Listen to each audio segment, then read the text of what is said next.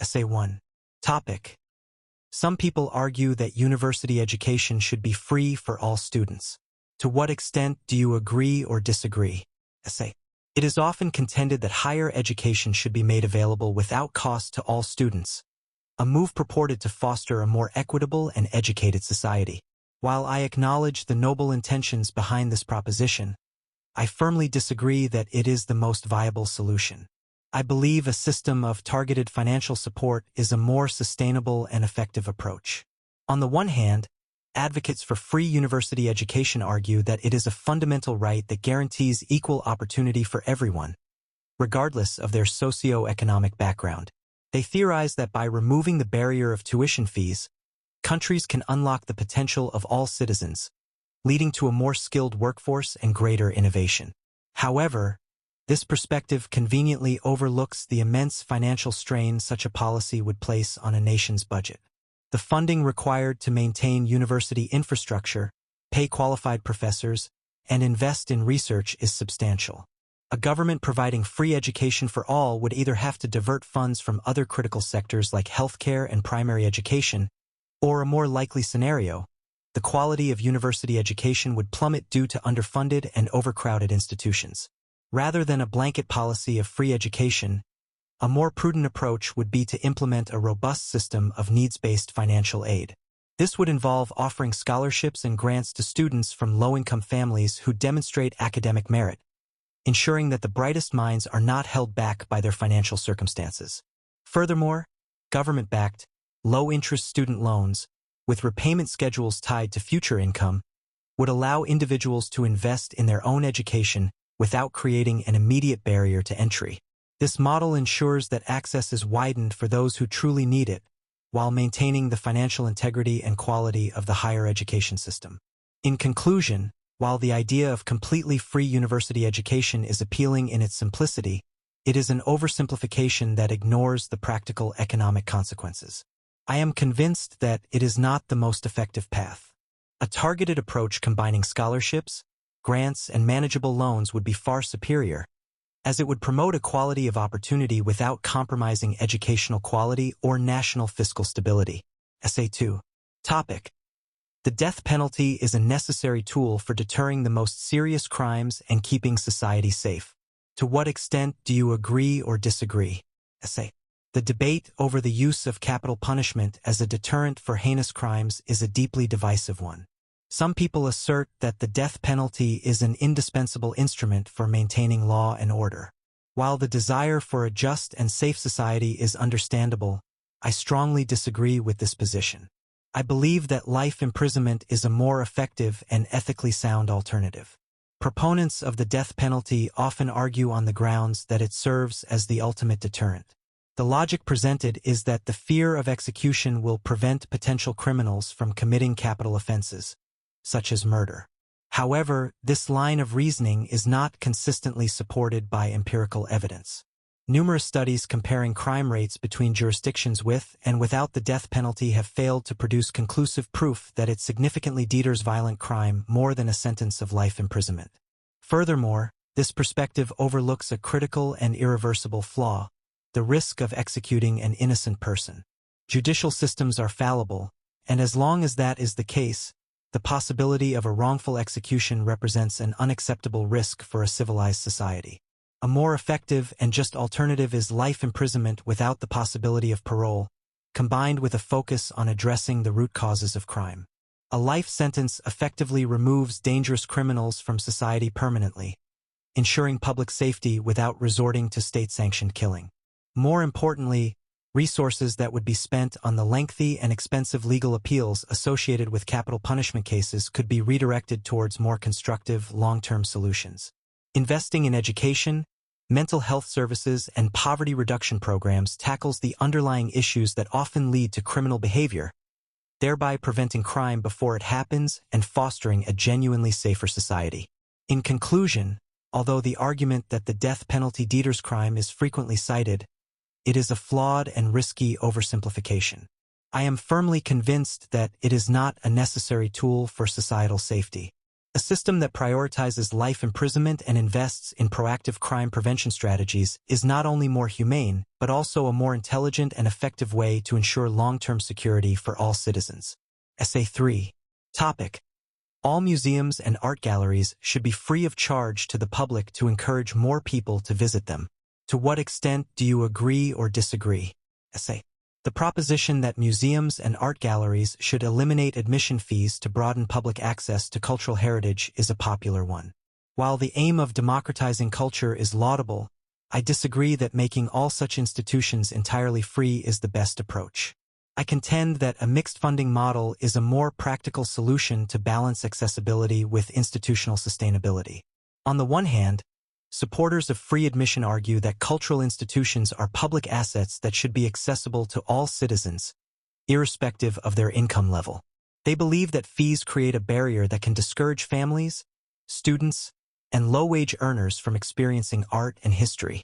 However, this argument fails to acknowledge the significant operational costs these institutions face. Revenue from ticket sales is often a vital lifeline that funds the preservation of delicate artifacts, the security needed to protect valuable collections, and the development of new exhibitions. Relying solely on government funding, which can be unpredictable and subject to political change, or private donations, which can be inconsistent, would place many museums in a precarious financial position, potentially leading to a decline in quality or even closure. A more balanced and sustainable strategy would be to adopt a flexible pricing model. This could involve offering free admission on certain days of the week or for specific demographics, such as students, children, and senior citizens. Many world-renowned museums already employ this model successfully. Additionally, institutions could maintain standard admission fees for the general public and for special, high-cost temporary exhibitions, while using that revenue to subsidize educational programs and community outreach. This approach ensures that cost is not a prohibitive barrier for most people, while still securing a crucial stream of income to maintain the quality and integrity of the museum's offerings. In conclusion, while the intention behind making museums and galleries universally free is noble, it overlooks the practical financial realities of running these complex organizations. I firmly believe that a rigid free-for-all policy is less effective than a flexible model that combines free access opportunities with paid admission, thereby ensuring both wide public engagement and long-term financial health. Essay 4. Topic: Some people claim that adopting a vegetarian diet is the only way to solve the world's food shortages and protect the environment. To what extent do you agree or disagree? Essay. As global awareness of environmental degradation and food insecurity grows, many have come to believe that the universal adoption of a vegetarian diet is the ultimate solution. While acknowledging that reducing meat consumption offers significant benefits, I disagree that it is the only solution. This view is an oversimplification of a highly complex issue, and a more multifaceted approach is required. Proponents of vegetarianism as a panacea correctly point out that livestock farming is resource-intensive, contributing significantly to deforestation, water consumption, and greenhouse gas emissions. They argue that shifting global agriculture towards plant-based foods would free up land and resources, allowing us to feed a growing world population more efficiently. However, this perspective often overlooks the fact that not all plant-based agriculture is environmentally benign. The production of certain crops, like avocados and almonds, can be incredibly water-intensive and lead to monoculture farming, which depletes soil health and reduces biodiversity. Furthermore, this argument neglects the millions of people in developing nations whose livelihoods and nutritional security are inextricably linked to livestock. For them, animals are not a luxury but a vital source of income and essential nutrients. A more holistic and effective strategy would focus on promoting sustainable practices across the entire food system. This includes drastically reducing the staggering amount of food that is wasted globally, which would in itself alleviate pressure on food production. Secondly, we should invest in and promote sustainable farming techniques for both crops and livestock, such as rotational grazing and integrated farming, which can improve soil health and reduce environmental impact. Rather than advocating for the complete elimination of meat, encouraging a global reduction in the overconsumption of industrially produced meat, particularly in wealthy nations, would yield substantial environmental benefits without demonizing a vital food source for other parts of the world. In conclusion, to claim that vegetarianism is the sole answer to our food and environmental crises is an oversimplification. While a shift away from excessive meat consumption is a key component, it is not a silver bullet. I am convinced that a more comprehensive approach that includes reducing food waste and promoting sustainable agriculture in all its forms is the only truly effective path forward. Essay 5. Topic. Some people believe the primary purpose of prisons should be punishment. Others believe it should be rehabilitation. Discuss both views and give your own opinion. Essay. The fundamental purpose of a country's prison system is a subject of perpetual debate. One school of thought holds that its primary role is to punish offenders for their crimes, while an opposing view champions rehabilitation as the main objective. This essay will discuss both perspectives before explaining why I am convinced that a system prioritizing rehabilitation is ultimately more beneficial for society. On the one hand, the argument for punishment as the primary goal is rooted in principles of justice and retribution. Proponents contend that criminals must pay for the harm they have caused, and that a punitive sentence provides a sense of closure for victims and upholds the rule of law. They believe that the fear of harsh punishment serves as a deterrent to crime. However, this perspective overlooks a significant long-term consequence. A purely punitive system often fails to address the underlying causes of criminal behavior, such as addiction, mental illness, or a lack of education and job skills.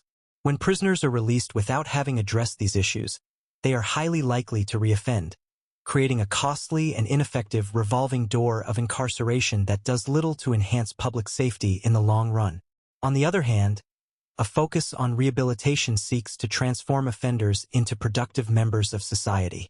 This approach involves providing inmates with education, vocational training, psychological counseling, and addiction treatment. While some may argue this is a soft approach, the evidence suggests it is a more pragmatic and effective one. By equipping offenders with the skills and mindset to lead a law-abiding life upon release, rehabilitation programs have been shown to significantly reduce recidivism rates. This not only makes communities safer but is also more cost-effective for taxpayers, as the expense of housing a prisoner for life is far greater than the investment in a successful rehabilitation program. A society that helps people overcome the factors that led them to crime is a stronger and more compassionate one. In conclusion, while the notion of punishment is an important aspect of the justice system, making it the sole focus is a short-sighted strategy. I firmly believe that the primary purpose of prisons should be rehabilitation. Although it requires significant investment, a system that successfully reforms individuals is the most effective way to break the cycle of crime, enhance public safety, and build a better society for everyone. Essay 6. Topic. Some people believe that modern technology, such as the internet and smartphones, has made people more socially isolated. To what extent do you agree or disagree? Essay. It is a common assertion in the modern era that technology, particularly the internet and smartphones, is driving people apart and fostering a culture of social isolation. While it is true that technology can be misused in ways that detract from real-world interaction, I strongly disagree with the notion that it is, on the whole, an isolating force. In fact, I argue that modern technology has created more opportunities for connection than it has eliminated. On the one hand, critics of technology point to the ubiquitous image of people staring at their phones in public spaces as evidence of a decline in face-to-face communication. They argue that online relationships are shallow substitutes for genuine human connection, and that time spent on social media detracts from time that could be spent with family and friends. However, this perspective presents a narrow and somewhat pessimistic view of technology's role. It fails to acknowledge that for many, these devices are not a means of avoiding connection but of maintaining it. A person texting on a bus may be coordinating a family dinner, video calling a parent in another country, or connecting with a support group for a shared hobby or health condition. Connections that would have been difficult or impossible to sustain in a pre-digital age. Furthermore, technology has been instrumental in breaking down geographical and social barriers that once kept people isolated. Individuals in rural areas can now access educational and social networks previously available only to city dwellers. Niche communities, from classic film enthusiasts to amateur astronomers, can form and thrive online, connecting people with shared passions from all corners of the globe. For those who are housebound due to age or disability, the internet is not a source of isolation but a vital lifeline to the outside world, providing social interaction, access to services, and a sense of belonging. In conclusion, while the potential for technology to be used as a tool for social avoidance exists, its primary impact has been to broaden the scope and accessibility of human connection. To claim it has made us more isolated is to ignore the countless ways it helps us form new communities and maintain relationships across time and distance. Therefore, I am convinced that modern technology is a powerful force for social cohesion, not isolation. Essay 7. Topic. Some people believe that tourism brings more problems than benefits to a country. To what extent do you agree or disagree? Essay. The global tourism industry is often a subject of intense debate, with some arguing that its negative impacts far outweigh any potential advantages. While it is undeniable that unchecked tourism can lead to significant environmental and cultural problems, I firmly disagree with this pessimistic assessment. I contend that when managed properly, tourism provides indispensable benefits that are crucial for the development of many nations. Critics of tourism often highlight its detrimental effects, and their concerns are not without merit. They point to overcrowded historical sites, the environmental degradation caused by the construction of large resorts, the pollution from air and road travel, and the commodification of local cultures for tourist consumption. However, this viewpoint focuses exclusively on the consequences of poorly regulated tourism and fails to consider the alternative. The problems are not inherent to tourism itself, but to a lack of sustainable planning and management. To dismiss tourism entirely is to ignore the fact that it is one of the world's largest industries and a primary source of income and employment for millions. The economic benefits of a well-managed tourism sector are transformative. It generates foreign exchange revenue, stimulates local economies through demand for goods and services, and creates a diverse range of jobs, from hotel management to tour guiding. Furthermore, tourism can be a powerful incentive for conservation. The revenue generated from visitors to national parks and protected areas can be reinvested into conservation efforts, helping to preserve the very natural beauty that attracts tourists in the first place. Similarly, interest from tourists can revive and provide financial support for the preservation of historical monuments, traditional crafts, and cultural festivals that might otherwise be neglected. In conclusion, although the potential for tourism to cause harm is real, these problems are not inevitable. To argue that tourism is inherently more problematic than beneficial is to overlook its immense power as a driver of economic growth and a tool for cultural and environmental preservation. Therefore, I am convinced that the benefits of a sustainable and thoughtfully managed tourism industry far surpass its potential drawbacks. Essay 8. Topic. Some people think that schools should focus on teaching science and technology rather than subjects like history and literature.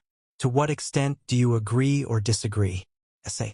In an era increasingly defined by technological advancement, a popular argument has emerged that school curricula should prioritize science and technology over the humanities, such as history and literature. While the importance of STEM subjects for future careers is undeniable, I strongly disagree with this utilitarian approach to education. I believe that a balanced curriculum that gives equal weight to both science and the arts is essential for developing well-rounded individuals and a healthy society. The primary argument for prioritizing science and technology is one of practical necessity. Proponents claim that in a competitive global economy, a nation's prosperity depends on its ability to innovate and produce a workforce skilled in technical fields. They argue that subjects like history and literature are luxuries that are less relevant to the demands of the modern job market. However, this perspective is dangerously short-sighted. It overlooks the fundamental skills that the humanities cultivate: critical thinking, empathy, ethical reasoning, and effective communication. History teaches us to analyze past events to understand present-day global conflicts and societal structures, while literature allows us to explore diverse human experiences, fostering empathy and a deeper understanding of ourselves and others. A society that neglects the humanities in favor of purely technical training risks creating a generation of skilled technicians who may lack the ethical framework and critical perspective to apply their knowledge wisely. Major global challenges, from climate change to artificial intelligence ethics, are not just technical problems. They are human problems that require a deep understanding of history, culture, and morality. It is the study of the humanities that equips future leaders, scientists, and citizens with the ability to ask why we should do something, not just how to do it. A balanced education ensures that innovation is guided by human values. In conclusion, the call to sideline subjects like history and literature in favor of science and technology is a mistake. While STEM skills are vital, they are incomplete without the critical, empathetic, and ethical grounding provided by the humanities. I am firmly convinced that a robust and balanced education, embracing both disciplines, is the only way to properly prepare young people for the complex challenges of the future. Essay 9. Topic: School uniforms should be compulsory for all students. To what extent do you agree or disagree? Essay. The policy of requiring students to wear a school uniform is a common practice in many countries, yet it remains a contentious issue. Some argue that uniforms are an unnecessary imposition that restricts personal freedom.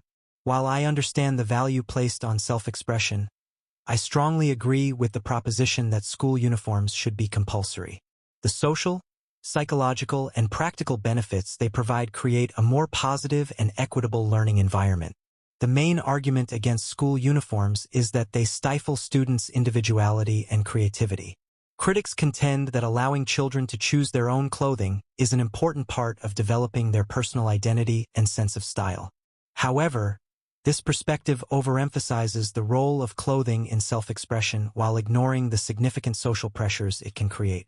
In a school without uniforms, fashion can become a source of competition and anxiety, leading to bullying and social exclusion based on whether a student can afford to wear expensive, branded clothing. Uniforms effectively neutralize this issue, placing all students on an equal footing and shifting the focus from appearance to character and academic performance. Furthermore, uniforms offer significant practical advantages. They foster a sense of identity and pride in the school community, much like a sports team's jersey, which can improve discipline and a sense of belonging. For parents, uniforms eliminate the daily stress and expense of choosing and purchasing a varied wardrobe for their children.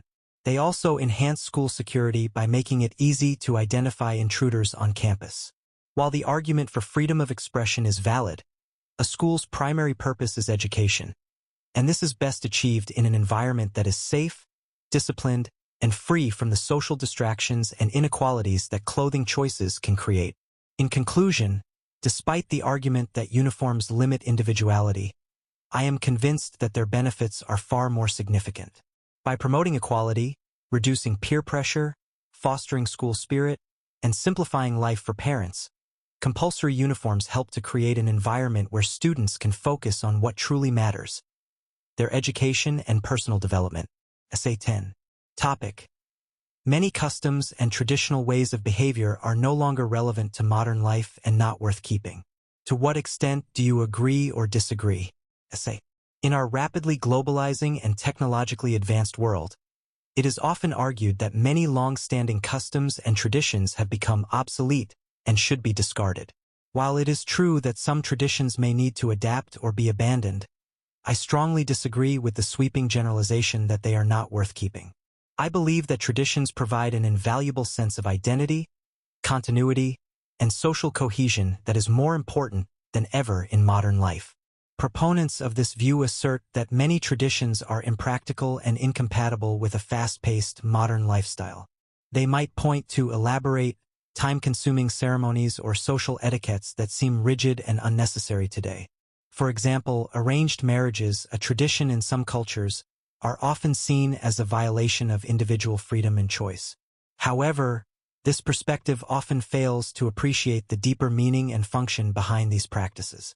It also risks creating a cultural vacuum where a sense of rootlessness can prevail.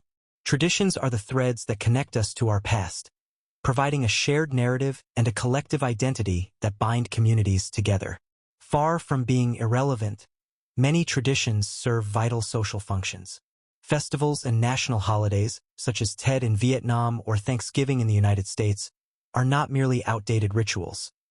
They are crucial opportunities for families to gather, strengthen bonds, and pass down cultural values to younger generations.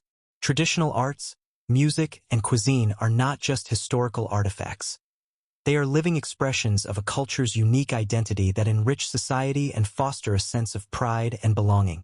Even behavioral traditions, such as showing respect for elders, instill timeless values like humility and gratitude that are essential for a harmonious society. The challenge is not to discard tradition, but to distinguish between practices that uphold positive values and those that perpetuate inequality or harm. In conclusion, to claim that customs and traditions are no longer relevant is to overlook their fundamental role in shaping our identity and strengthening our communities. While society must be willing to reform or abandon traditions that are unjust, it would be a profound mistake to discard our heritage wholesale. I am convinced that preserving and adapting our traditions is essential for maintaining cultural richness and social stability in the modern world. Essay 11. Topic. Some people argue that developed nations should provide financial aid to developing countries, while others believe this aid often does more harm than good. Discuss both views and give your own opinion. Essay. The responsibility of developed nations to provide financial assistance to developing countries is a topic of persistent global discussion. One perspective asserts that such aid is a moral imperative, while the opposing view is that it is often counterproductive and harmful. While acknowledging the valid criticisms of international aid, I am convinced that the obligation to provide assistance remains, and the focus should be on reforming its delivery rather than abolishing it. Critics of international aid present a compelling case that it can foster a culture of dependency, stifling local innovation and economic self-sufficiency. They argue, with some justification, that aid money is frequently diverted by corrupt officials in recipient countries, never reaching the people who need it most. Furthermore, it is sometimes used as a political tool by donor nations to serve their own strategic interests, rather than the genuine needs of the developing world. This perspective, however, tends to focus exclusively on the failures of poorly designed aid programs while ignoring the countless instances where assistance has been profoundly effective. Despite its potential pitfalls, well-implemented aid has been instrumental in achieving remarkable progress in global health and development. Financial assistance has funded vaccination campaigns that have eradicated diseases like smallpox and dramatically reduced child mortality. It has built critical infrastructure, such as schools, clean water wells, and hospitals, in communities that lack them. In times of crisis, from famine to earthquakes, international aid provides life-saving emergency relief. To argue that it does more harm than good is to dismiss these undeniable successes and the moral obligation of wealthier nations to assist those facing extreme hardship. The problem, therefore, is not with the principle of aid, but with its application. In conclusion, while the arguments highlighting the dangers of corruption and dependency are significant and must be taken seriously, they do not invalidate the entire concept of international aid. I firmly believe that developed nations have a responsibility to help. The solution is not to withdraw support, but to fundamentally reform the system to prioritize transparency, direct community partnerships, and sustainable development projects that empower local populations, ensuring that aid serves as a hand-up, not just a handout. Essay 12. Topic. In the future, it is expected that more university students will study online rather than in traditional face-to-face classes. To what extent do you think the advantages of this trend outweigh the disadvantages? Essay. The landscape of higher education is undergoing a seismic shift, with online learning increasingly positioned to become a dominant mode of study. While many academics and students are embracing this digital transformation, others worry about its potential drawbacks. In my view, the advantages of this trend, particularly in terms of accessibility and flexibility, substantially outweigh the disadvantages. Skeptics of online education often argue that it is an inferior substitute for the traditional campus experience. They contend that it lacks the rich, spontaneous interaction between professors and peers that is vital for deep learning and intellectual growth. The absence of physical access to campus facilities like libraries, laboratories, and social spaces, they claim, diminishes the quality and completeness of a university education. However, this perspective is largely based on an outdated perception of online learning. It fails to recognize the sophistication of modern digital platforms, which now offer highly interactive virtual classrooms, collaborative project tools, live-streamed lectures, and extensive digital libraries.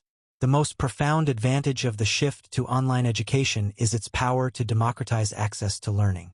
Online courses remove the geographical barriers that have historically limited students to local institutions, allowing a learner in a small town to enroll in a course at a world-class university on another continent. Furthermore, the asynchronous nature of many online programs provides invaluable flexibility for working professionals, parents, and others whose life commitments make full-time, on-campus study impossible. This flexibility opens the door to higher education for a much broader and more diverse demographic. The associated cost savings on transportation, accommodation, and sometimes tuition itself also make university education a more attainable goal for many. In conclusion, while the concerns about the quality of interaction in online learning are understandable, they are increasingly being addressed by technological advancements. When weighed against the transformative benefits of increased accessibility, flexibility, and affordability, these disadvantages seem minor. I am convinced that the move towards online university study is a positive development that will empower more individuals than ever before to achieve their educational aspirations. Essay 13. Topic. Some argue that advertising is a harmful industry that manipulates people into buying things they do not need and should be tightly controlled. To what extent do you agree or disagree? Essay. In our consumer-driven society, advertising is a pervasive and powerful force, leading many to argue that it is a manipulative and unnecessary industry that preys on public insecurities. While it is undeniable that advertising can have a negative side, I disagree with the assertion that it is wholly harmful. I believe it plays a vital and largely positive role in a modern market economy, and its benefits should not be overlooked. The primary criticism leveled against advertising is that its purpose is to create artificial desires, persuading people to purchase products and services they do not need by appealing to their emotions rather than their logic. Critics rightly point out that advertisements can promote materialism, perpetuate harmful stereotypes, and contribute to public health issues by marketing unhealthy foods. However, this view presents an incomplete picture, focusing solely on the industry's potential for misuse. It ignores the fundamental function of advertising, which is to convey information. From an economic and social standpoint, advertising is essential. It informs consumers about the existence, features, and prices of new products, fostering competition among businesses. This competition can drive innovation, improve quality, and lead to lower prices for the public. Furthermore, the advertising industry is the financial engine that funds a vast array of media, including newspapers, websites, television, and radio programming. Without advertising revenue, access to news, information, and entertainment would be severely restricted or prohibitively expensive for the average person. The industry also stimulates economic activity by driving demand, which in turn creates jobs in manufacturing, retail, and the creative sectors. In conclusion, to label the entire advertising industry as harmful is an oversimplification. While ethical regulations and consumer awareness are crucial to mitigate its manipulative potential, its essential functions of informing the public, fostering economic competition, and funding our media are indispensable. I am convinced that, despite its flaws, advertising is a necessary and beneficial component of modern society. Essay 14. Topic. Money spent on space exploration is a waste and would be better used to solve pressing problems on Earth. To what extent do you agree or disagree? Essay. In a world grappling with urgent issues such as climate change, poverty, and disease, the immense cost of space exploration often draws sharp criticism. The argument is frequently made that these funds are wasted on a distant luxury and should be redirected to solve problems here on Earth. While the impulse to prioritize immediate terrestrial needs is understandable, I strongly disagree with this view. I argue that space exploration is a crucial long-term investment that yields invaluable scientific and technological benefits for all of humanity. The perspective that space exploration is a frivolous waste of money often presents a false dichotomy, pitting the needs of Earth against the ambition of space travel. This viewpoint, however, fails to recognize that investment in space is also an investment in Earth. The challenges of space travel necessitate pushing the boundaries of science and engineering, leading to innovations that have profound and practical applications back home. technologies that are now integral to modern life, such as GPS navigation, medical imaging, MRI, advanced water purification systems, and efficient solar panels, all have their origins in research and development for space missions. Beyond these technological spin-offs, space exploration provides a unique and irreplaceable perspective on our own planet. Satellite monitoring allows us to track deforestation, predict weather patterns, and understand the complex dynamics of climate change with a clarity that would be otherwise impossible. The scientific pursuit of understanding the universe and our place within it speaks to a fundamental aspect of human curiosity and our drive to explore. This quest for knowledge, while not solving an immediate problem, enriches humanity and inspires future generations of scientists and engineers who will be tasked with solving tomorrow's challenges. In conclusion, framing space exploration as a competitor for resources needed on Earth is a flawed and short-sighted argument. The money invested is not launched into a vacuum. It fuels innovation, creates groundbreaking technologies, and deepens our understanding of our own world. I am firmly convinced that space exploration is not a waste but a vital and strategic investment in the future progress and survival of our species. Essay 15. Topic: The increasing popularity of fast food is having a negative impact on public health, the environment, and local cultures. To what extent do you agree or disagree? Essay. The global proliferation of fast food chains is one of the most visible hallmarks of modern life, offering quick and affordable meals to billions. Some people view this trend as a harmless consequence of a fast-paced lifestyle, a simple matter of consumer choice. However, I strongly agree with the proposition that the rise of fast food is having a profoundly negative and multifaceted impact on societies worldwide, affecting everything from personal health to planetary well-being. The argument that fast food is merely a convenient option for busy individuals dangerously downplays its severe public health consequences. The typical fast food meal is high in calories, unhealthy fats, sodium, and sugar, while being low in essential nutrients. The widespread availability and aggressive marketing of these products have been identified by health experts as a primary driver of the global obesity epidemic and the corresponding rise in non-communicable diseases such as type 2 diabetes and heart disease.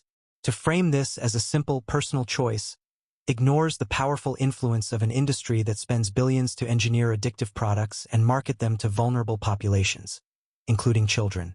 Beyond public health, the fast food industry's business model exerts a tremendous strain on the environment. It relies heavily on industrial agriculture, which contributes to deforestation, soil degradation, and significant greenhouse gas emissions. The industry is also notorious for its reliance on single-use packaging, generating vast quantities of plastic and paper waste that pollutes landfills and oceans. Culturally, the dominance of global fast food corporations can lead to the erosion of traditional foodways. Local cuisines, which are often healthier and more sustainable, struggle to compete with the marketing power and economies of scale of these international giants, leading to a homogenization of global food culture. In conclusion, while fast food may offer convenience, this benefit is dwarfed by its extensive negative impacts. Its contribution to a global health crisis, its significant environmental footprint, and its role in eroding cultural diversity are undeniable. I am therefore in firm agreement that the increasing popularity of fast food is a detrimental trend for societies around the world. Essay 16. Topic: With the world facing an energy crisis and the threat of climate change, nuclear power is the best and cleanest solution to meet our increasing demands. To what extent do you agree or disagree? Essay. As nations grapple with the dual challenges of ensuring energy security and combating climate change, nuclear power is often presented as the optimal solution. Proponents champion it as a clean, reliable, and powerful energy source. While nuclear energy's low-carbon credentials are a significant advantage, I strongly disagree that it is the best solution. The inherent dangers associated with nuclear technology and waste make it a deeply problematic choice. The primary argument in favor of nuclear power is its ability to generate vast amounts of electricity without producing greenhouse gas emissions. Advocates argue that, unlike wind and solar power which are intermittent, nuclear plants can provide a constant and reliable baseload of energy, making them ideal for powering modern industrial economies. However, This perspective dangerously downplays the catastrophic risks that are unique to nuclear technology. The possibility of a major accident, as witnessed in Chernobyl and Fukushima, can have devastating, long-term consequences for human health and render vast areas of land uninhabitable for generations. Furthermore, the industry has yet to find a viable long-term solution for the disposal of highly radioactive nuclear waste, which remains hazardous for thousands of years, posing an immense ethical and environmental burden on future societies. A far more prudent and sustainable strategy is to accelerate investment in a diverse portfolio of renewable energy sources, coupled with advancements in energy storage technology. Innovations in battery storage are increasingly solving the problem of intermittency associated with solar and wind power. Geothermal and hydropower offer further options for reliable, clean energy without the associated risks of a nuclear meltdown or radioactive waste. While the transition to a fully renewable grid requires significant investment and political will, it is a path that does not ask us to gamble with public safety or burden future generations with toxic legacy waste. In conclusion, although nuclear power offers a tempting solution to our carbon emissions problem, it is a flawed and perilous one. The risks of catastrophic accidents and the unsolved problem of waste disposal are too great to ignore. Therefore, I am convinced that focusing our resources on developing safer, truly sustainable renewable energy technologies is a far superior and more responsible path forward. Essay 17. Topic. Some people argue that globalization primarily benefits wealthy nations and only serves to widen the gap between rich and poor countries. To what extent do you agree or disagree? Essay. Globalization, the increasing interconnectedness of the world's economies and cultures, is often portrayed as a divisive force. One prominent argument is that it is an engine of inequality, designed to enrich developed nations at the expense of developing ones. While it is true that the benefits of globalization have not been shared equally, I disagree with the assertion that it is an exclusively one-sided affair that only widens the gap. The critique of globalization is often centered on the actions of multinational corporations from wealthy countries. It is argued that these corporations exploit cheap labor, lax environmental regulations, and raw materials in developing nations, only to repatriate the profits, leaving little long-term benefit for the host country. This process, critics say, can crush local industries unable to compete with large foreign firms, thus perpetuating a cycle of dependency and poverty. This perspective, however, paints an incomplete picture and often ignores the macroeconomic trends of recent decades. Contrary to this pessimistic view, integration into the global economy has been a powerful catalyst for poverty reduction for many nations. Countries, particularly in East Asia, that have embraced foreign trade and investment have experienced unprecedented economic growth, lifting hundreds of millions of their citizens out of extreme poverty. Foreign direct investment brings not only capital but also new technologies, management skills, and infrastructure development. The creation of jobs, even if low-wage by Western standards, often provides a significant improvement over subsistence agriculture and can be the first step on the ladder of economic development. While inequality might increase within a country, the overall standard of living can rise substantially. In conclusion, to claim that globalization only benefits the rich is an oversimplification that ignores the profound economic progress it has enabled in many parts of the developing world. The real issue is not globalization itself, but the lack of strong international and domestic policies to manage it effectively.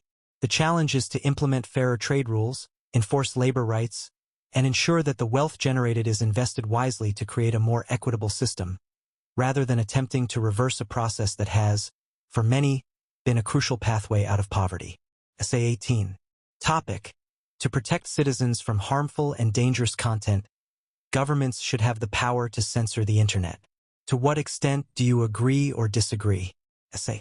The rise of the Internet as the primary medium for information and communication has brought with it a debate over the role of government in regulating its content. A common argument is that state-sponsored censorship is a necessary tool to protect society from dangerous materials. While the goal of protecting citizens is laudable, I strongly disagree with granting governments broad powers to censor the Internet, as such power is fundamentally incompatible with the principles of a free and democratic society. The case for government censorship is usually made on the grounds of public safety.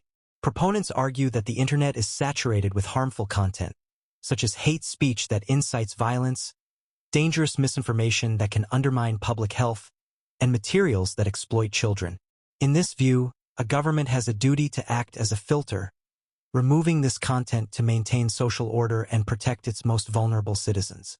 However, this argument rests on a precarious foundation, as it grants the state the authority to be the ultimate arbiter of truth and acceptability.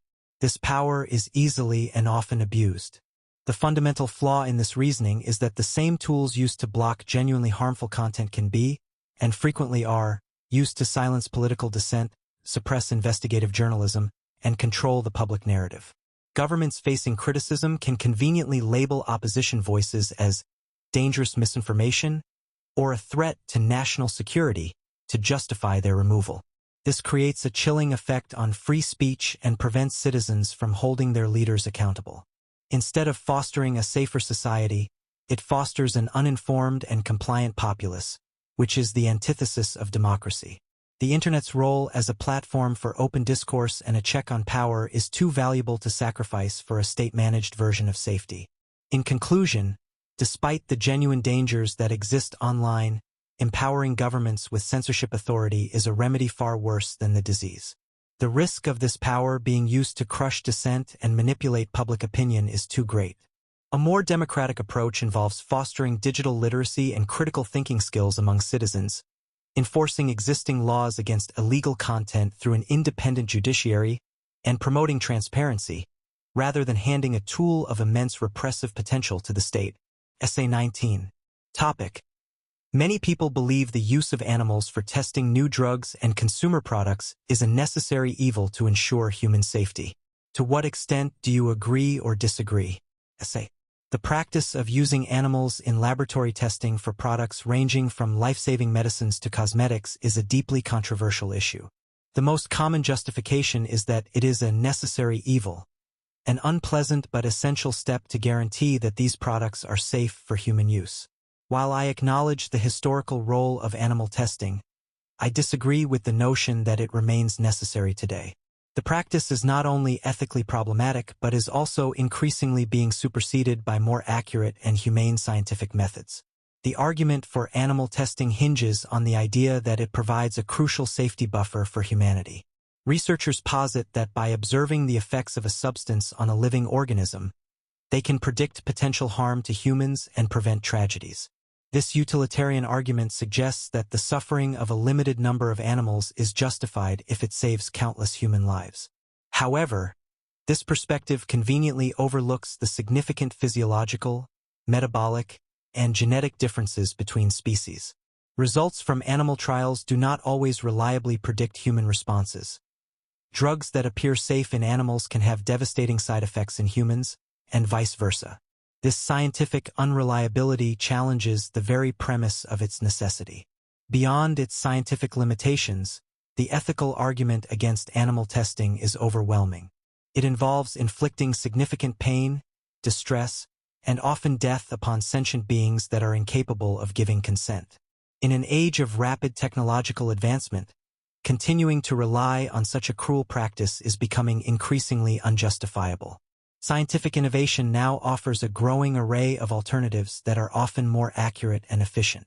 These include advanced computer modeling in silico, which can predict a substance's toxicity based on its chemical structure, and tests using human cells and tissues grown in a lab, in vitro.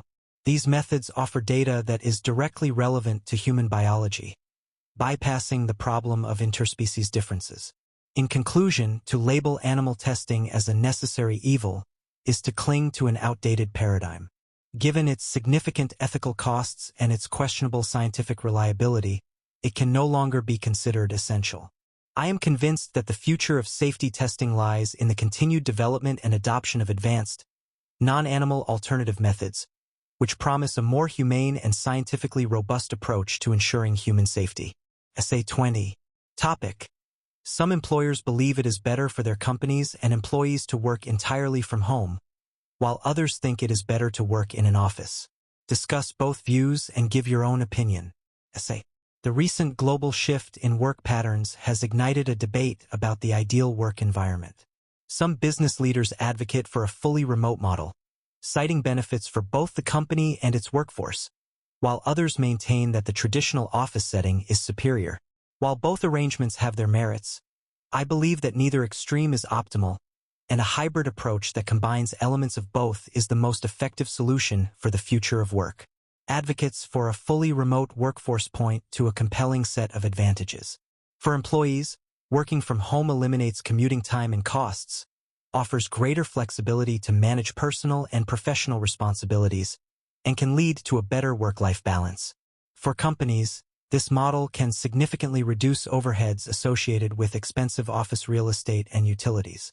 Furthermore, it allows businesses to recruit from a global talent pool, no longer limited by geographical proximity to an office. This greater flexibility and wider access to talent, it is argued, makes a remote-first policy a clear win-win. However, this perspective often overlooks the significant value of an in-person work environment. A traditional office serves as a crucial hub for collaboration, mentorship, and the development of a cohesive corporate culture.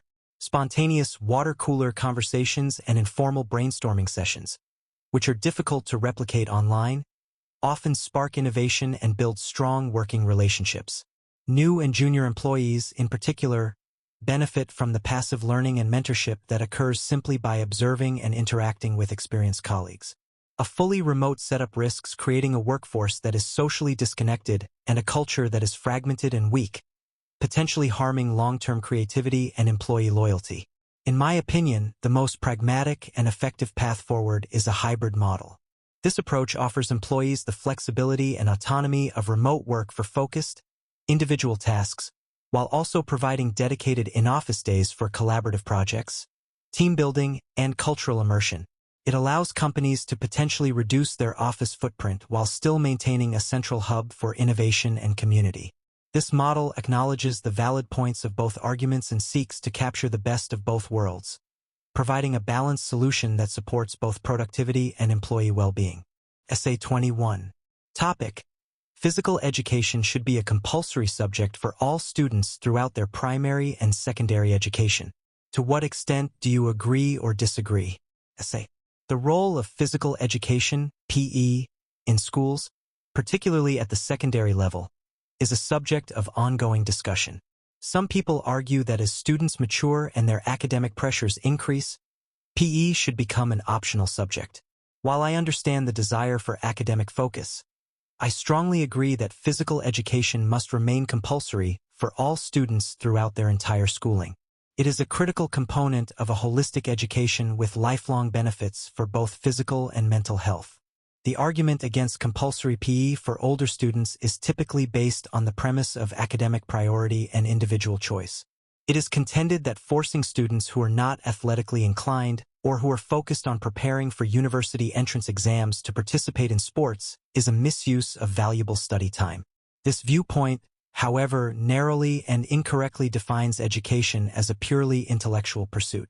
It overlooks the extensive scientific evidence linking regular physical activity to improved cognitive function, concentration, and stress reduction.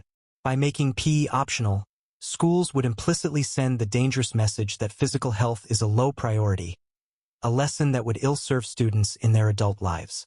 In an era marked by increasingly sedentary lifestyles and rising rates of youth obesity and mental health issues, the case for compulsory PE is stronger than ever. The subject is not merely about playing sports. It is about developing motor skills, learning the principles of health and wellness, and building habits that can last a lifetime. A well-structured PE curriculum teaches teamwork, resilience, discipline, and healthy coping mechanisms for stress. For many students, the scheduled PE class may be their only opportunity for structured physical activity during the week. To remove this guarantee would be a disservice to their long-term well-being.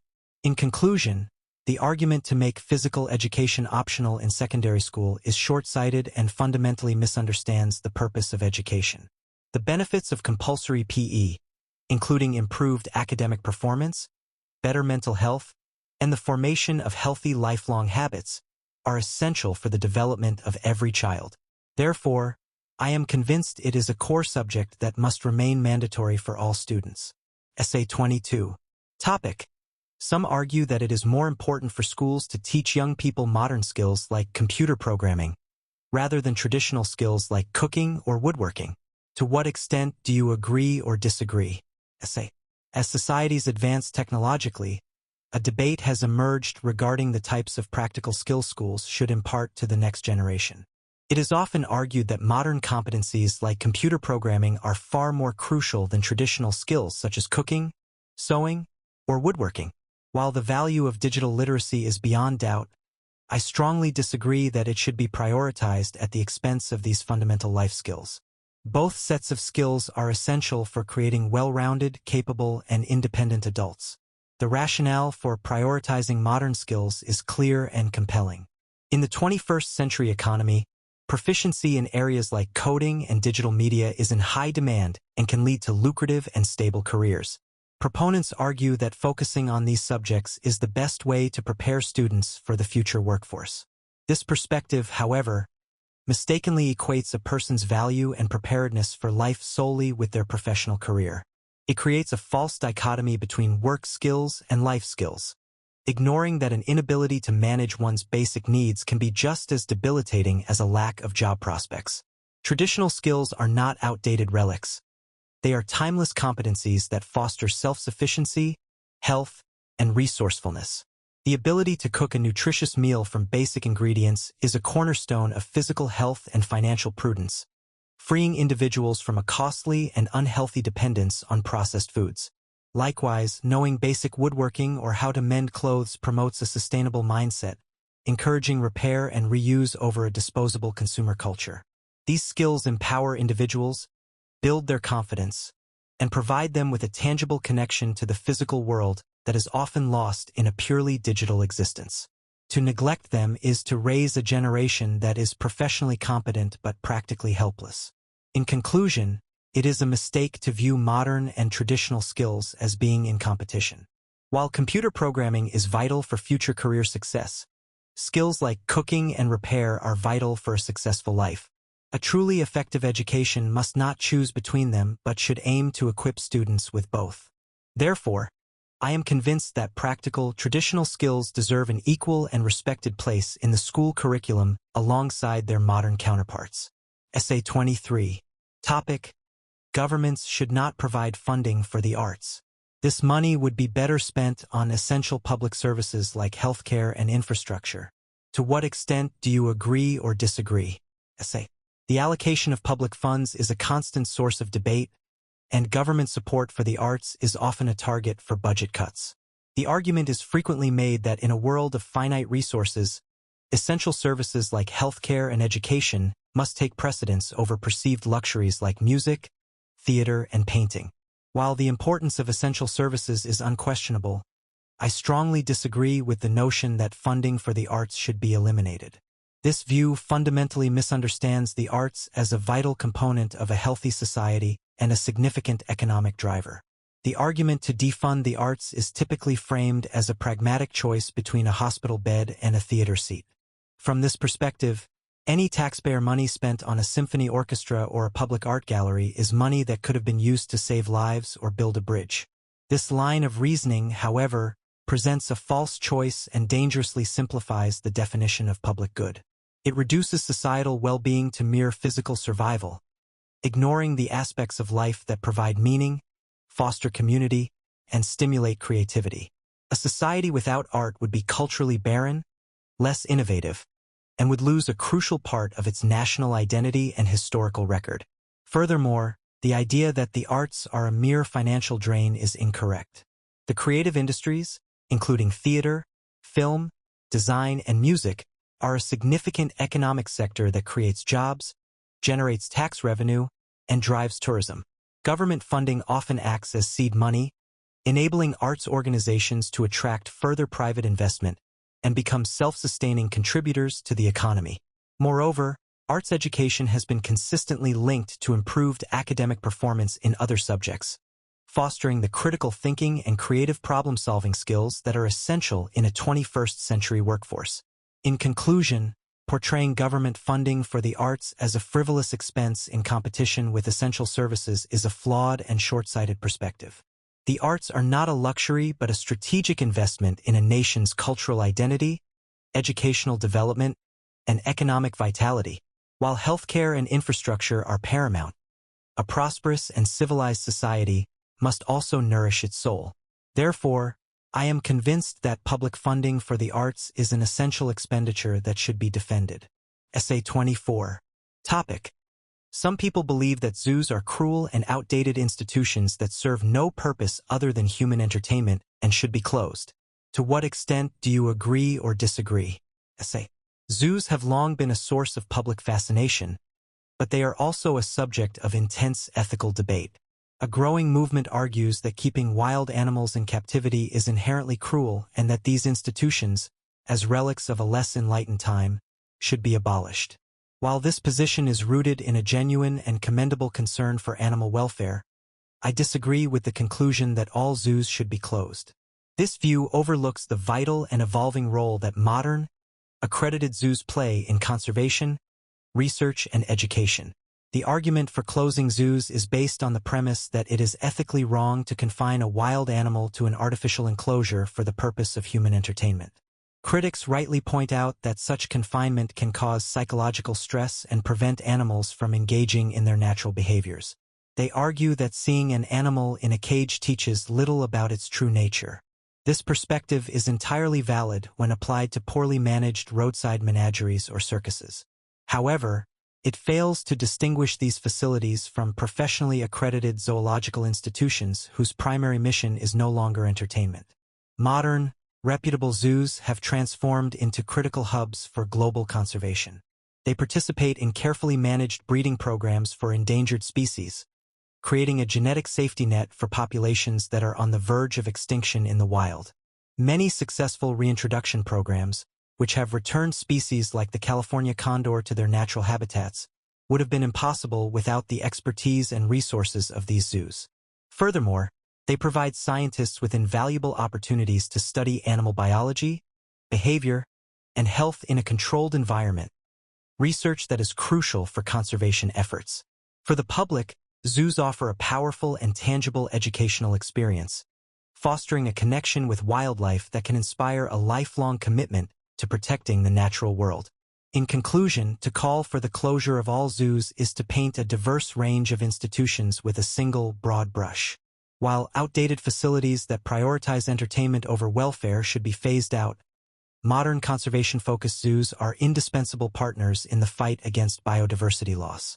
Therefore, I am convinced that the solution is not abolition but rigorous regulation and reform, ensuring that all zoos adhere to the highest standards of animal care and dedicate themselves to the crucial missions of conservation and education. Essay 25. Topic. The rise of same-day delivery services for online shopping is a positive development for society. To what extent do you agree or disagree? Essay. In the competitive landscape of e-commerce, services offering same-day delivery have become a key selling point, promising consumers unparalleled speed and convenience. This trend is often celebrated as a positive innovation in customer service, a natural progression in our fast-paced world. However, I strongly disagree with this assessment. While convenient on the surface, the rise of instant delivery is a largely negative development, creating significant hidden costs for the environment, workers, and society's consumption habits. The primary argument in favor of same-day delivery is its undeniable convenience. It allows consumers to receive products almost instantaneously, effectively bridging the gap between online shopping and the immediate gratification of traditional retail. Proponents would argue that this is simply the free market responding to consumer demand and improving efficiency. This perspective, however, focuses solely on the end-user's immediate benefit while completely ignoring the immense logistical and social strain required to make it happen. The environmental cost of this convenience is substantial. To meet same-day deadlines, logistics companies must dispatch more delivery vehicles, which are often not fully loaded, leading to a significant increase in road traffic, fuel consumption, and carbon emissions per item. This model directly contradicts efforts to create more sustainable and efficient supply chains. Socially, The pressure to deliver at such speed places extreme demands on warehouse employees and delivery drivers, often resulting in precarious working conditions, intense performance metrics, and low wages. Furthermore, the culture of instant gratification fostered by these services encourages impulsive and unnecessary consumption, contributing to a wasteful throwaway society and personal financial strain. In conclusion, the superficial convenience of same-day delivery masks a host of serious negative consequences. The marginal benefit of receiving a non-essential item a few hours earlier is not worth the significant environmental damage, the exploitation of workers, and the promotion of unsustainable consumerism. Therefore, I am convinced that this trend is not a positive development but rather a step in the wrong direction, prioritizing instant gratification over long-term social and ecological well-being. Essay 26. Topic. Some historians believe that history should focus on the study of great leaders and significant events. Others argue that it is more important to understand the lives of ordinary people. Discuss both views and give your own opinion. Essay. The question of how to approach the study of the past is central to the discipline of history. One traditional view is that history is a narrative shaped by great leaders and pivotal events, while a more modern perspective insists on the importance of studying the lives of ordinary people. While the actions of leaders are undeniably a part of the historical record, I am convinced that a greater focus on the lives of common people provides a more accurate and insightful understanding of the past. The great man theory of history, which centers on the decisions of figures like kings, generals, and presidents, is appealing in its simplicity. It argues that these influential individuals, through their will and ambition, drive historical change. By studying their biographies and the major battles or political treaties they influenced, we can supposedly understand the forces that have shaped our world. However, this top-down perspective is fundamentally incomplete. It overlooks the crucial fact that leaders do not exist in a vacuum. The social, economic, and cultural currents created by the masses of ordinary people are what create the conditions for leaders to rise and fall. A king's power is meaningless without the acquiescence or support of his subjects. In contrast, studying history from below, focusing on the experiences of peasants, workers, women, and minorities, offers a more holistic and authentic picture of a past society. It reveals the structures of daily life, popular beliefs, and the slow, powerful tides of social change that are often ignored in narratives that leap from one great leader to the next. Understanding how ordinary people lived, worked, and thought helps us to comprehend the true causes of major events like revolutions or migrations, which are mass phenomena, not just the product of a few famous individuals' actions. This approach restores agency to the vast majority of the population who were, in fact, the primary participants in history. In conclusion, while an analysis of leaders and major events has its place, it provides a limited and often distorted view of history. I firmly believe that a deeper and more meaningful understanding of the past is achieved by prioritizing the study of ordinary people's lives. This approach provides context, reveals the true drivers of change, and creates a richer, more inclusive, and ultimately more accurate historical narrative. Essay 27. Topic. Some people believe that taking risks is important for success and personal growth, while others argue that it is better to be cautious and avoid danger. Discuss both views and give your own opinion. Essay. Life constantly presents a choice between taking a chance and playing it safe, in both our careers and our personal lives.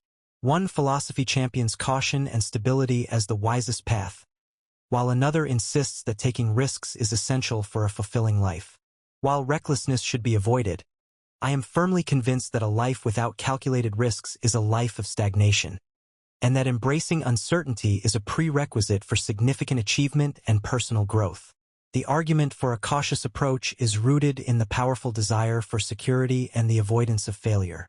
Proponents of this view would argue that it is more sensible to choose a stable career, make conservative financial investments, and avoid emotionally vulnerable situations.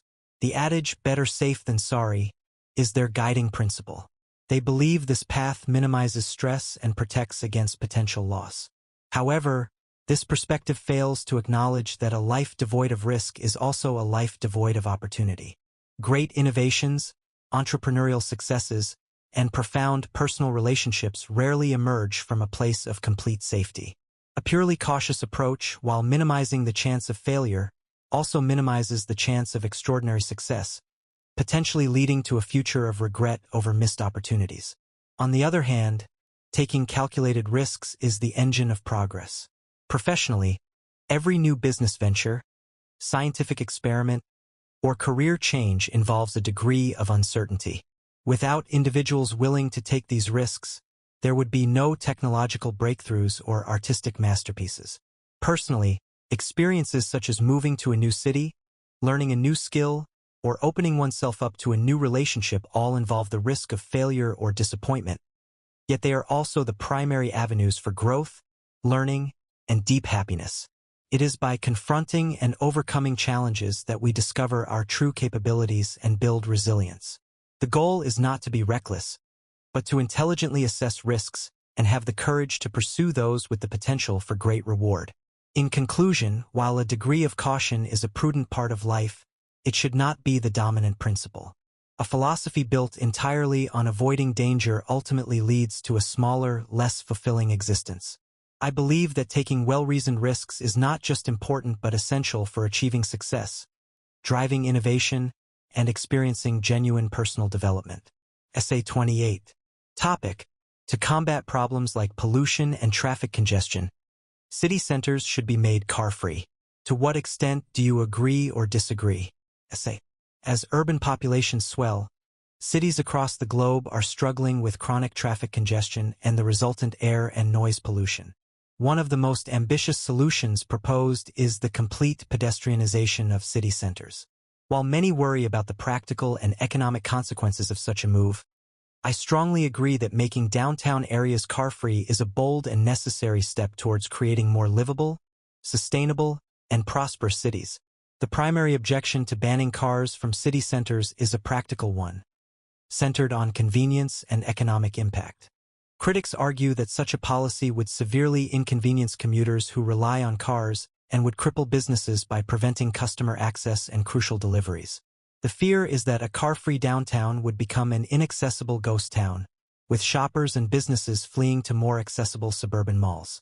This perspective, however, overstates the challenges while underestimating both the ingenuity of modern urban planning and the public's desire for more pleasant urban spaces. The reality is that these logistical problems are entirely solvable.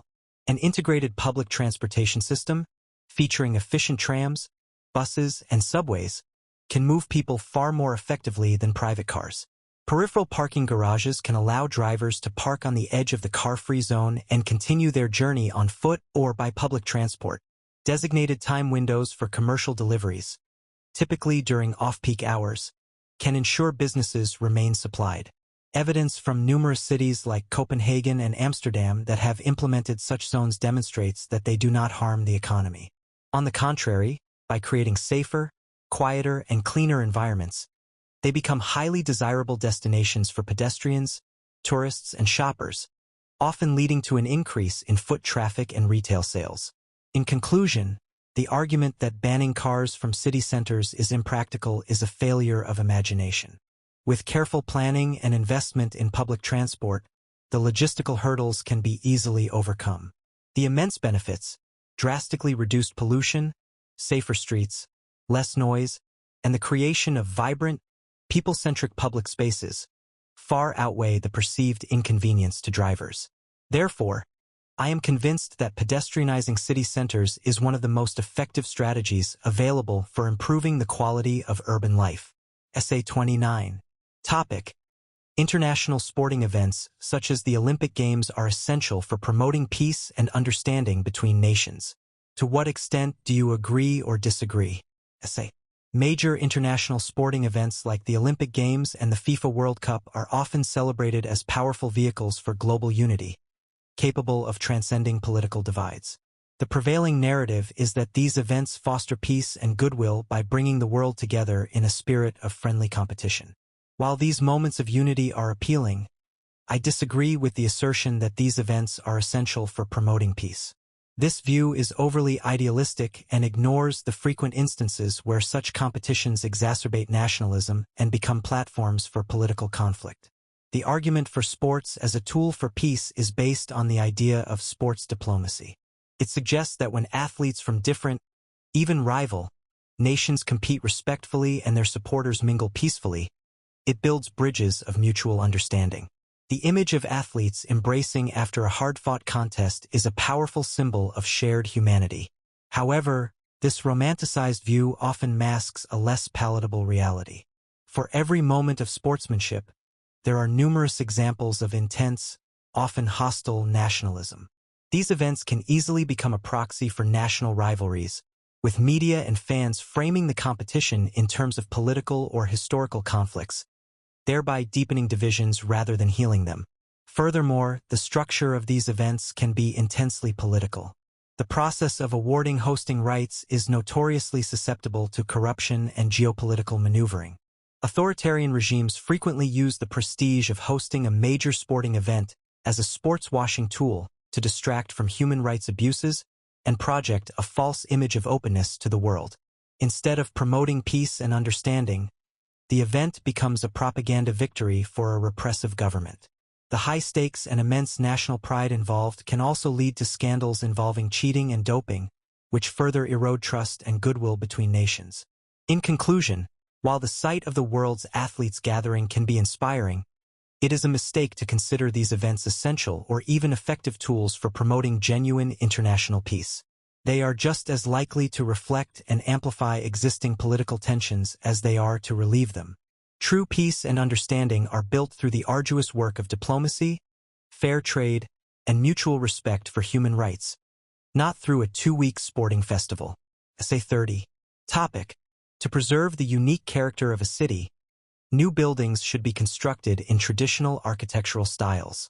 To what extent do you agree or disagree? Essay. The relationship between old and new architecture in urban landscapes is a contentious issue. A growing sentiment among preservationists is that to protect the unique character of a city, new constructions should be mandated to follow traditional styles. While the intention to preserve a city's heritage is admirable, I strongly disagree with this prescriptive approach. I believe it leads to artificiality and stifles the architectural innovation that allows a city to evolve organically and authentically.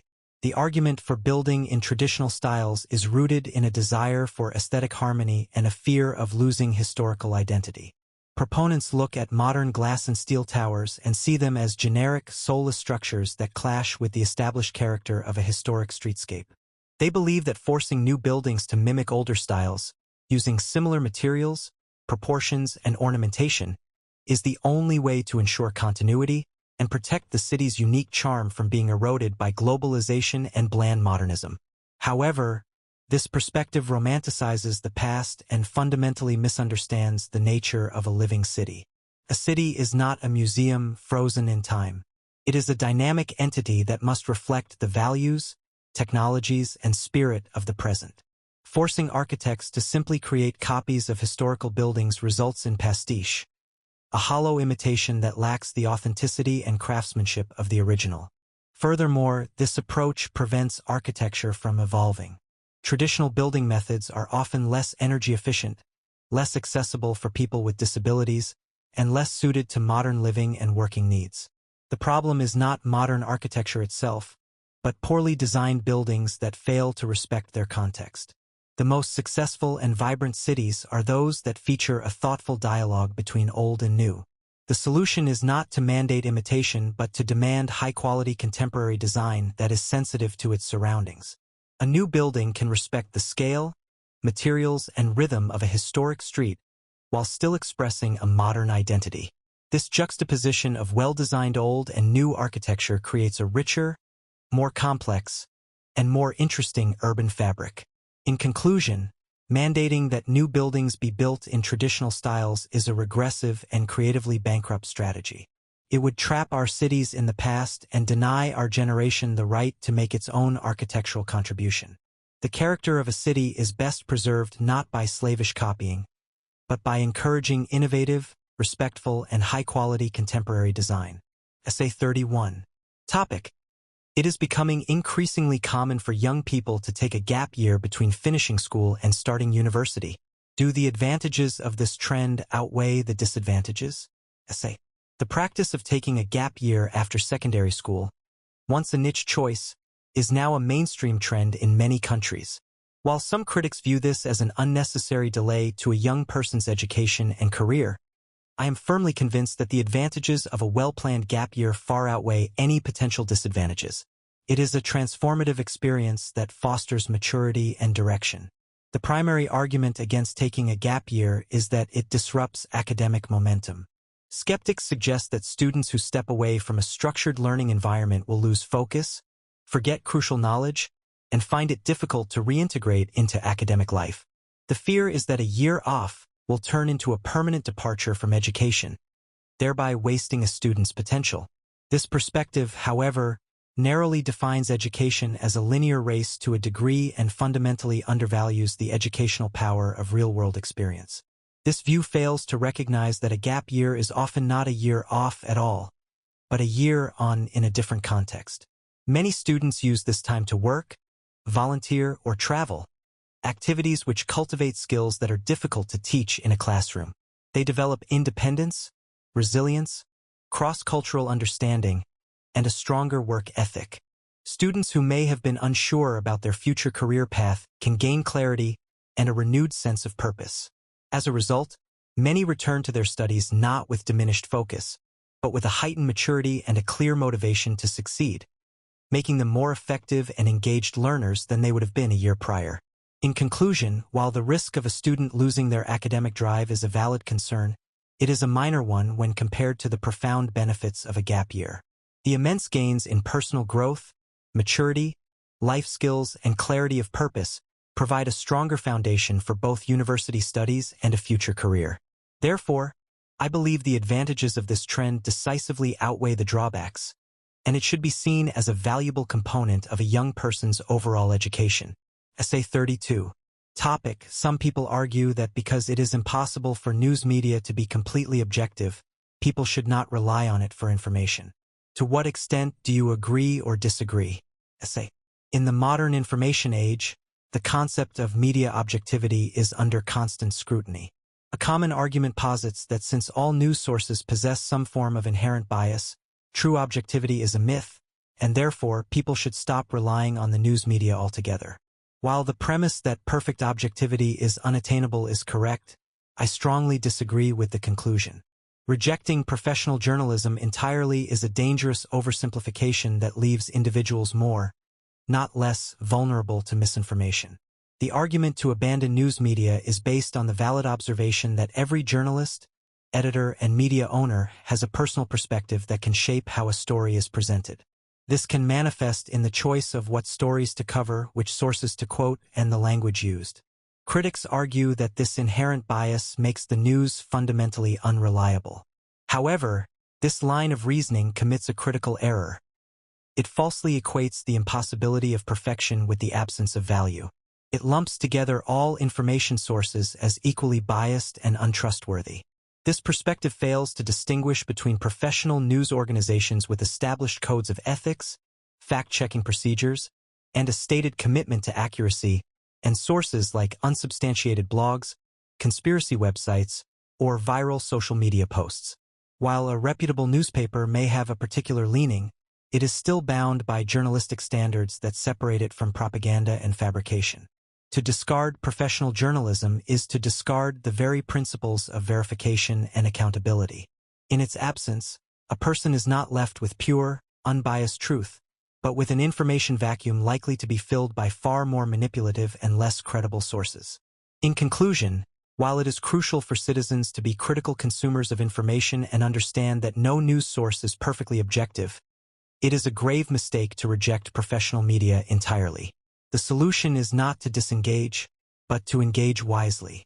This means cultivating media literacy, which involves consulting a wide range of reputable sources, understanding different viewpoints, and learning to differentiate between evidence-based reporting and pure opinion. Professional journalism, for all its imperfections, remains an indispensable pillar of an informed and functioning democracy. Essay 33. Topic: Many people believe that childhood is the happiest time in a person's life. To what extent do you agree or disagree? Essay.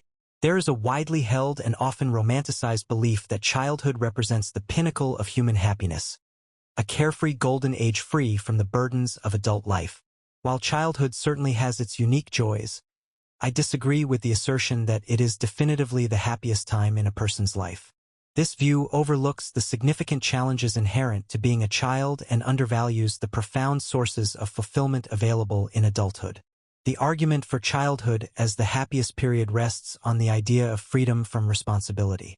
Adults, looking back through a nostalgic lens, often remember a time of play, imagination, and security, unburdened by concerns about careers, finances, or worldly affairs. They contrast this with the stress and complexity of their current lives. However, this perspective fails to acknowledge the reality of a child's experience. Childhood is not free from stress. It simply has different stressors. Children face anxieties related to school performance, peer pressure, bullying, and family conflict. Crucially, they experience a profound lack of agency, with their lives almost entirely controlled by the decisions of the adults around them. This powerlessness can be a significant source of frustration and unhappiness. Furthermore, to claim childhood is the happiest time is to discount the unique and deep forms of satisfaction that are only accessible with maturity. Adulthood, while bringing responsibilities, also brings independence, intellectual freedom, and the ability to shape one's own life. The fulfillment derived from achieving a hard-won career goal, building a deep and equal partnership, raising a family, or making a meaningful contribution to one's community are complex forms of happiness that a child cannot yet experience. The capacity for deep emotional connection, intellectual discovery, and self-actualization grows with age. In conclusion, the notion of a universally blissful childhood is a myth.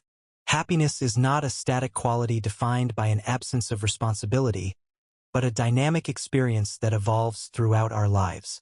While youth has its pleasures, adulthood offers unique opportunities for profound contentment and fulfillment. Therefore, I am convinced that happiness is not confined to one particular age, and to idealize childhood as the peak of life is to misunderstand the nature of both childhood and happiness itself. Essay 34. Topic: Genetically modified (GM) foods pose a threat to human health and the environment, and therefore should be banned. To what extent do you agree or disagree? Essay. The development of genetically modified (GM) foods has been one of the most controversial scientific advancements of our time. A vocal segment of the public believes these foods are unnatural and dangerous, posing a threat to both people and the planet, and they advocate for a complete ban. While caution and rigorous oversight are essential, I strongly disagree with this position. A wholesale ban on GM technology would be a scientifically unfounded decision that closes the door on powerful solutions to global challenges like malnutrition and food security. The argument to ban GM foods is primarily driven by concerns about safety and a distrust of the technology. Critics often claim that altering a plant's genetic code is inherently risky and could lead to unforeseen long-term health problems like allergies or cancer. Environmentally, they worry that GM crops could cross-pollinate with wild species or promote the rise of superweeds, disrupting natural ecosystems. This precautionary principle argument suggests that because we cannot be 100% certain about the long-term effects, the technology should be forbidden. This perspective, however, largely runs counter to the overwhelming scientific consensus.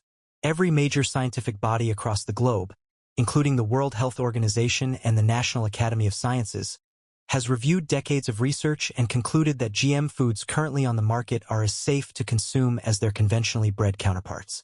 Furthermore, the argument that GM technology is inherently bad for the environment is an oversimplification. Genetic modification can be, and has been, used to create crops that are more beneficial for the environment. For example, some GM crops are engineered to be pest-resistant, which significantly reduces the need for chemical pesticide sprays. Others are designed to be drought-tolerant, a crucial trait in a world facing climate change. In conclusion, the call to ban all GM foods is based more on fear than on scientific evidence. The technology itself is a neutral tool that can be used for beneficial or detrimental purposes. Instead of a blanket ban, a far more rational approach is to maintain a robust, independent, and transparent regulatory system that evaluates each new GM product on a case-by-case basis. This ensures public safety while allowing society to harness the immense potential of this technology to create a more nutritious and sustainable food supply. Essay 35. Topic: The increasing popularity of ebooks means that traditional, physical books will soon become obsolete. To what extent do you agree or disagree? Essay. The advent of e-readers and digital publishing has revolutionized the way many people read, leading to the widespread belief that the traditional paper book is destined for obsolescence. Proponents of this view point to the clear advantages of ebooks in terms of convenience and portability. However, I disagree with this prediction.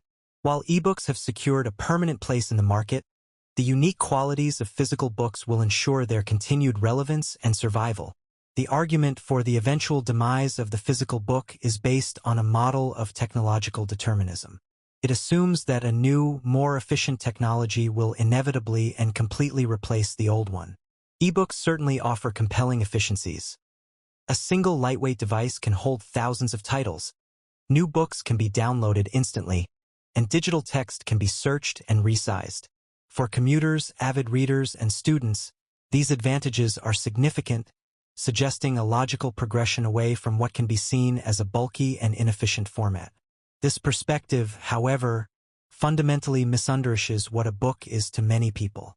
It reduces the act of reading to mere information consumption and overlooks the powerful sensory and tactile experience that a physical book provides. For many readers, the weight of the book, the feel and smell of the paper, the sound of a turning page, and the visual satisfaction of a book on a shelf are integral parts of the pleasure of reading. Physical books do not suffer from screen glare or battery limitations. They can be passed down, inscribed as gifts, and collected in a way that feels more permanent and personal than a list of digital files. This deep-seated cultural and emotional attachment cannot be easily dismissed or replaced. In conclusion, the prediction that physical books will become obsolete is an oversimplification. The reality we are witnessing is not a replacement but a diversification of the reading market. Ebooks and physical books cater to different needs, situations, and reader preferences, and can happily coexist. While ebooks excel in convenience and portability, the physical book offers a unique experiential and aesthetic value that will secure its place in the hearts and on the shelves of readers for the foreseeable future. Essay 36. Topic: With the rise of free content online, people should not have to pay for news from newspapers or websites. To what extent do you agree or disagree? Essay. The internet has fundamentally altered the media landscape, making vast quantities of information available for free. This has led to a widespread expectation that all content, including professional news, should be free of charge. While the democratic ideal of freely accessible information is appealing, I strongly disagree with this notion. The belief that quality journalism can be sustained without a direct payment model is a dangerous fantasy that threatens the very existence of reliable news sources.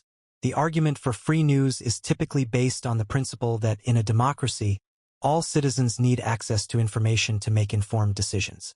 Paywalls, it is argued, create an information divide between those who can afford to pay and those who cannot, which is fundamentally unfair. Proponents of this view believe that since the cost of digital distribution is virtually zero, there is no justification for charging for access. This idealistic perspective, however, completely ignores the significant costs associated with producing high-quality journalism. Credible news is not free to create. It requires paying salaries to trained reporters, funding investigative work that can take months, and employing editors and fact-checkers to ensure accuracy and fairness. When consumers refuse to pay for this work, the business model collapses. The free news that remains is often low-quality clickbait, sensationalized opinion pieces, or content funded by special interests. A media landscape reliant solely on advertising revenue is incentivized to chase clicks rather than truth. Therefore, a society that is unwilling to pay for news will inevitably find itself with news that is not worth paying for, thus eroding public discourse and accountability. In conclusion, the idea that news should be free is a fallacy that devalues a vital public service. While information wants to be free, journalism costs money. To ensure the survival of independent, high-quality reporting in an age of rampant misinformation, we must accept that it has value and requires financial support from its consumers through subscriptions and other payment models. Expecting it to be free is not just unrealistic. It is a threat to the informed society it purports to serve. Essay 37. Topic. Some people believe a country should aim to produce all the food its population needs and import as little as possible. To what extent do you agree or disagree? Essay. The concept of national food self-sufficiency, where a country aims to produce all the food it consumes, is often promoted as a key goal for national security and economic health. While fostering a strong domestic agricultural sector is undoubtedly important, I strongly disagree with the idea that complete self-sufficiency is a wise or realistic objective. Such a policy ignores the fundamental principles of economics and geography and would likely lead to higher costs, less variety, and even greater environmental strain. The primary argument for food self-sufficiency is one of national security. Proponents argue that relying on imports makes a country vulnerable to global price shocks, trade disputes, and supply chain disruptions. By producing everything at home, a nation can supposedly insulate itself from these external risks and guarantee its population is fed. They also contend that it supports local farmers and reduces the carbon footprint associated with international food transport. This perspective, however, is a protectionist illusion that overlooks the immense inefficiencies it would create. The reality is that different regions of the world are naturally better suited to producing different types of food due to climate, soil, and geography. Forcing a tropical country like Vietnam to grow wheat on a massive scale, or a Nordic country to cultivate bananas in artificially heated greenhouses, would be extraordinarily expensive and environmentally damaging. The principle of comparative advantage in international trade allows countries to specialize in what they produce most efficiently and trade for the rest. This leads to lower prices, a greater diversity of food available to consumers year-round, and a more efficient use of global resources. Aiming for total self-sufficiency is a recipe for scarcity and high prices. In conclusion, while strengthening local food production is a sensible policy, the pursuit of complete self-sufficiency is a flawed and outdated goal. It would lead to economic inefficiency and could paradoxically harm a nation's long-term food security by discouraging a diverse and resilient global trade network. A much better strategy is a balanced approach that supports local farmers while also embracing open international trade, ensuring that the population has access to a secure, affordable, and varied food supply. Essay 38. Topic. The increasing use of surveillance cameras in public places is a positive development that enhances public safety. To what extent do you agree or disagree? Essay. In recent decades, surveillance cameras, CCTV, have become a ubiquitous feature of public spaces in cities around the world, installed under the banner of increased security. The prevailing argument is that this proliferation of cameras is a positive development, as it deters criminals and helps police solve crimes. However, I strongly disagree with this assessment. The marginal gains in security offered by mass surveillance are not worth the profound erosion of personal privacy and the potential for state overreach that they entail. The case for CCTV is straightforward. It is presented as a powerful tool for law and order. It is argued that potential offenders will be less likely to commit crimes if they know they are being watched. When crimes do occur, the footage can provide invaluable evidence to identify suspects and secure convictions. This, in theory, leads to safer streets and a greater sense of security for the public. This argument, however, tends to overstate the deterrent effect of cameras while completely ignoring the societal cost of living under constant watch. The fundamental problem with mass surveillance is that it fundamentally alters the relationship between the citizen and the state. It operates on the presumption that every person in a public space is a potential suspect whose movements must be recorded and monitored.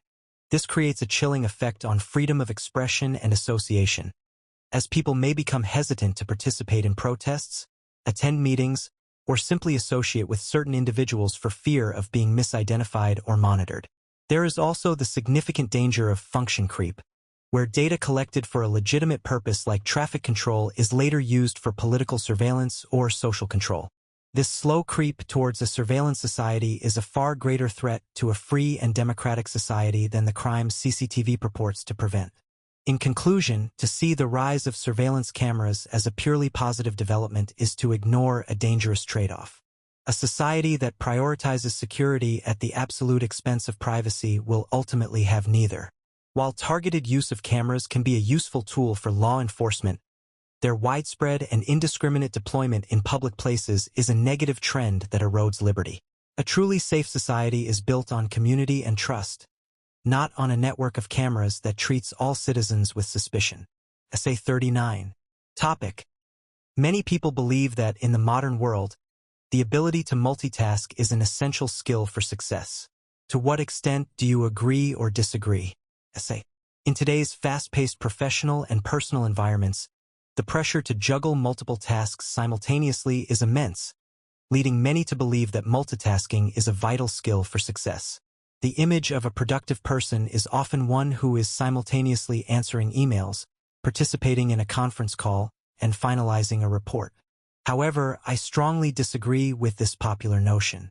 A wealth of scientific research suggests that multitasking is a myth, and the attempt to do it is actually detrimental to productivity and quality of work.